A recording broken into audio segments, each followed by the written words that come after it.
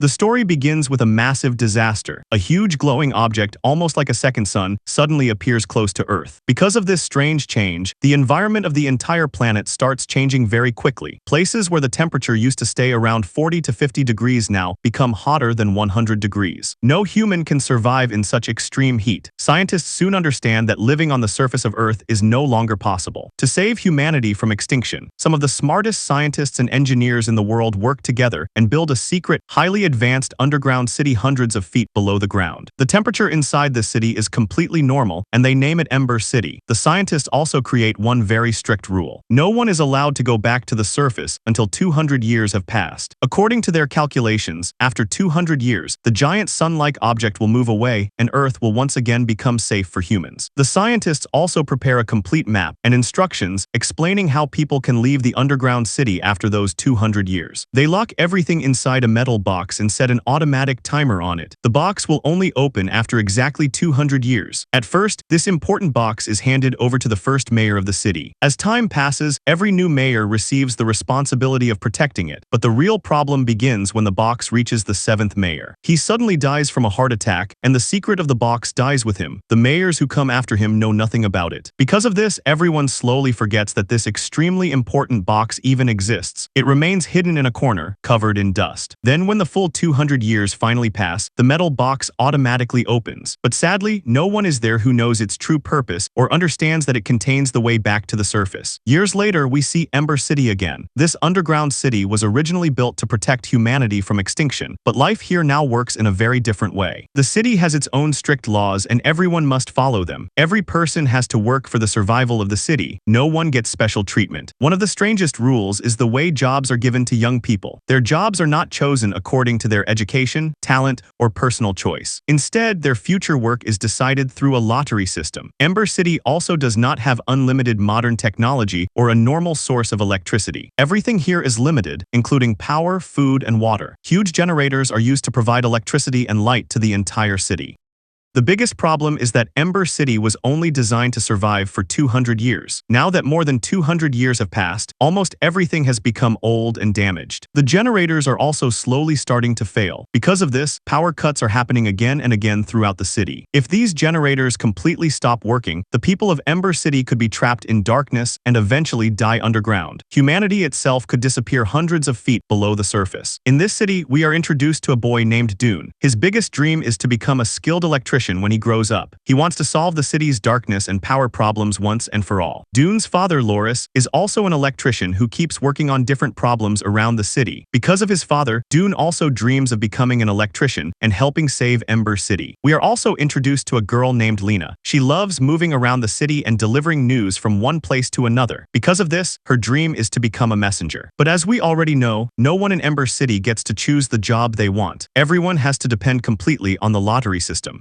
Finally, the day arrives when the jobs of all the children will be decided. The new mayor of the city, Mayor Cole, gathers everyone together and asks each child to take one paper from the lottery bag. At first, many of the children are lucky enough to get the jobs they wanted. But when Lena's turn comes, she takes out her paper and sees that instead of becoming a messenger, she has been given the job of a pipe worker. Lena becomes completely disappointed because her dream seems to be over. Now it is Dune's turn, but his luck is bad too. Instead of getting the pipe worker job he wanted, he gets the job of a messenger. His childhood dream also seems to be ruined, but Dune quickly comes up with an idea and walks over to Lena. He does not even know how much Lena wants to become a messenger. He simply asks her if she wants to exchange jobs with him. Dune tells her that he would rather do anything than become a messenger. So he asks Lena to give him her pipe worker job and take his messenger job instead. The moment Lena hears this, she becomes extremely happy. She immediately gives Dune her paper and takes the messenger paper from him. Lena thanks Dune and happily returns home to share the good news with her grandmother, Granny. Lena's parents have already passed away, so her grandmother is the one who takes care of her. But because of her old age, Granny's memory has become weak, and her body is also getting weaker. Lena also has a younger and very naughty sister named Poppy. That night, while trying to help Poppy fall asleep, Lena plays an old recording made by her father. In that recording, her father reminds Lena of something important. He tells her to always remember that there is another beautiful world outside this one, and one day they are supposed to return there. Her father also talks about a metal box that contains the secret secret path leading outside. But Lena thinks these are only childish stories and does not take them seriously. The strange thing is that the same metal box is actually inside Lena's house, but she believes it is nothing more than useless junk. The next morning, Lena quickly goes to meet Flary, the head of all the messengers. Flary is a very strict man who follows every rule carefully. He gives Lena a red jacket, which is the official uniform of the messengers. As soon as Lena puts it on, she gets excited and tries to run away to start delivering messages. But Flary stops her because he still needs to explain the rules. However, Lena already knows all the important rules of being a messenger. A messenger's job is only to deliver messages. They are not allowed to read them, and they must collect 20 coins for every message they deliver.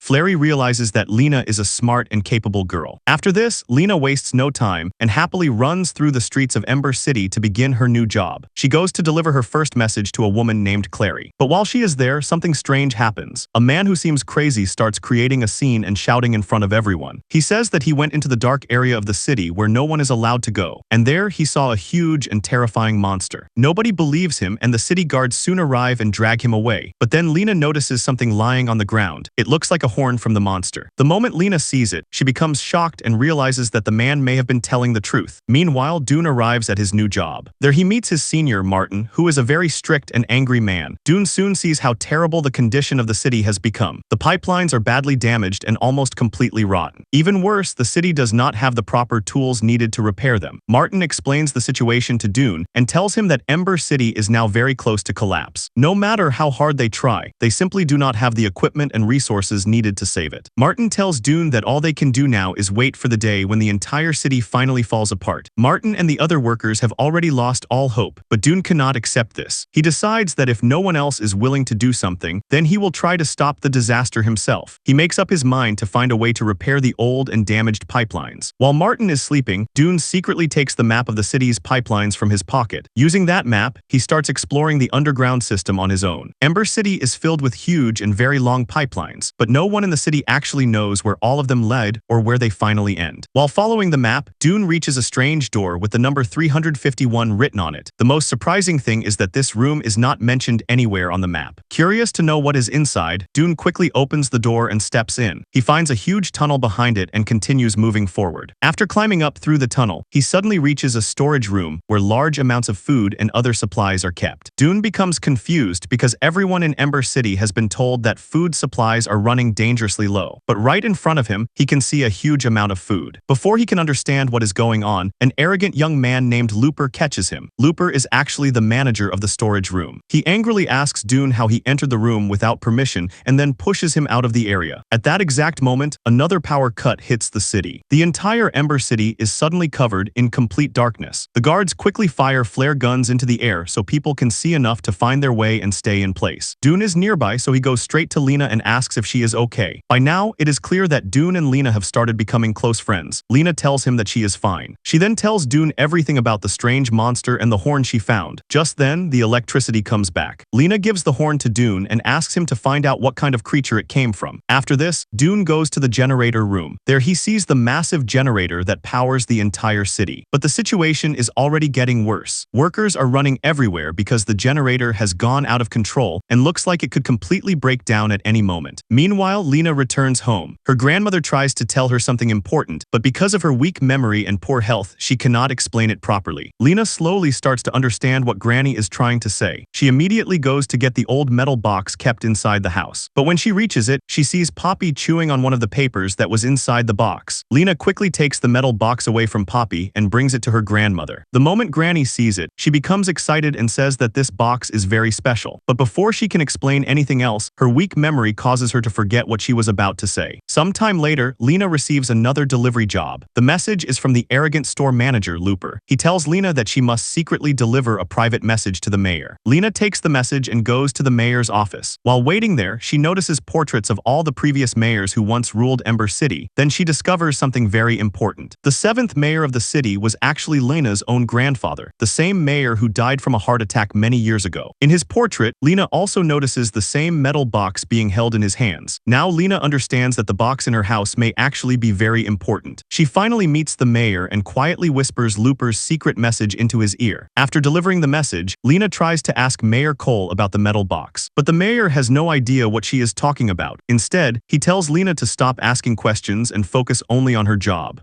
On the other side of the city, Dune shows the strange monster horn to his father, Loris. He wants to know what kind of creature could possibly live hundreds of feet below the surface. After looking into it, they discover that the horn may actually belong to some kind of underground insect. But this creates an even bigger question. How could any insect possibly grow large enough to become a monster? Dune's father also has no answer for how an insect could become that huge. Instead, he tells Dune to stop wasting his time on strange and useless things like this. On the other side, Lena keeps trying to solve the mystery of the metal box. By now, she understands that it is definitely not an ordinary box, but many of the papers inside have been torn into small pieces, so she cannot understand what they say. She also finds a strange glass case inside the box, but she has no idea what it is used for. Lena is not someone who will simply give up, so she quickly tells Dune everything. The two of them sit together and start joining the torn pieces of paper. After some effort, they finally understand that the papers contain complete instructions for getting out of Ember City. The instructions also mention room 351. Lena and Dune do not waste any time and immediately head toward room 351. When they reach the area, they suddenly see two frightened men running away. A huge monster is chasing them. Lena and Dune go closer to find out what is happening, and there they discover many packets of expensive, high-quality biscuits. These biscuits had stopped being available in the city many years ago. This makes both of them suspicious. If people in Ember City can no longer get such expensive food, then how did all these packets end up here? Before they can think about it for long, the terrifying monster suddenly sees them and starts chasing them. Dune tells Lena to run toward the upper room while he tries to distract the creature. But the monster keeps going after Lena instead. Just in time, Dune reaches her and manages to save her. The two of them escape from the area and run for their lives. They still cannot understand how such a massive creature could be living down there. Then Lena notices Dune's helmet and sees his father's name written on it. She becomes curious and decides to ask her grandmother about it. But when Lena reaches home, she receives heartbreaking news. Her grandmother has passed away. After losing Granny, the only person who might know the truth is Clary, who is a close friend of Lena's parents. Lena shows Clary the helmet and asks her about it. Clary finally reveals a major secret that she had kept hidden from Lena for years. She tells Lena that her father was also an electrician. His biggest dream was to find a way to take everyone out of Ember City. He strongly believed that another world existed outside the city, and he wanted to find it. While searching for that place, Lena's father ended up drowning in water and died. After hearing this truth, Lena becomes deeply sad. While she is walking back home, she suddenly sees Looper. The moment she sees him, she realizes that he must have been one of the men who dropped those biscuit packets while running through the tunnel. This creates even more questions in Lena's mind. She becomes suspicious and immediately takes Dune back to the same place. This time, the two of them go deeper into the tunnel. There they discover the shocking truth. Mayor Cole has been secretly storing large amounts of food and supplies for himself with Looper's help. While the ordinary people of Ember City are being told that food is running out, the mayor has been hiding the city's supplies and keeping them for his own use. Lena and Dune quietly leave the place before anyone can notice them. After that, Lena takes Dune to her house and plays the old recording made by her father. But while Dune is listening to it, he suddenly hears another familiar voice on the tape. It is his own father's voice. Dune immediately realizes that his father was also part of the same mission with Lena's father. He quickly goes home and confronts him. Dune tells his father that he now knows the truth. He knows that his father was helping Lena's father search for a way out of the city. He tells him that there is still time and that they should work together to finish what they started. But Dune's father refuses. He does not want to return to that dangerous mission because he is afraid that they could all die the same way Lena's father did. Meanwhile, Lena wants to expose Mayor Cole's betrayal in front of the entire city. Thinking that she will get help, she tells the mayor's most trusted guard everything she has discovered. But the guard is secretly working with the mayor. Instead of helping Lena, he arrests her and takes her straight to Mayor Cole. At that moment, the mayor is calmly sitting there and enjoying his soup. While standing in front of him, Lena notices a special badge around his neck. The symbol on that badge looks exactly like the strange shape she saw inside the glass case from the metal box. Before she can understand it properly, another power cut suddenly hits the city and everything goes completely dark. Lena quickly takes advantage of the darkness. She grabs the badge from the mayor's neck and runs away. The guards immediately start chasing her. At the same time, other guards are sent to Dune's house because they know he has been helping Lena. But when they reach there, Dune is nowhere to be found. Mayor Cole also declares Lena and Dune criminals in front of the entire city. He announces a large reward for anyone who catches them and brings them back. Meanwhile, Lena and Dune hide inside a pile of garbage. While hiding there, they put the mayor's badge together with the glass case. When the two pieces are joined, they form a complete symbol. It is the exact same symbol they had seen on the door of the generator room. They finally realize that these two pieces together are actually a key. Lena then secretly calls her little sister Poppy and takes her along with Dune to the generator room. But even after trying several times, Lena and Dune cannot open the door. Lena checks the map again and notices something important. Some of the symbols around the generator match the the lines and markings on the map perfectly. Following the clues, Lena and Dune move an old cabinet out of the way. Behind it, they discover another hidden path. Inside, they find several more large cabinets. According to the map, there should also be a large ship steering wheel in this area. They find it and start turning it. As soon as they do, one of the cabinets begins moving by itself. It carries them into a secret area, and what they see there completely shocks them. A powerful river is flowing right in front of them.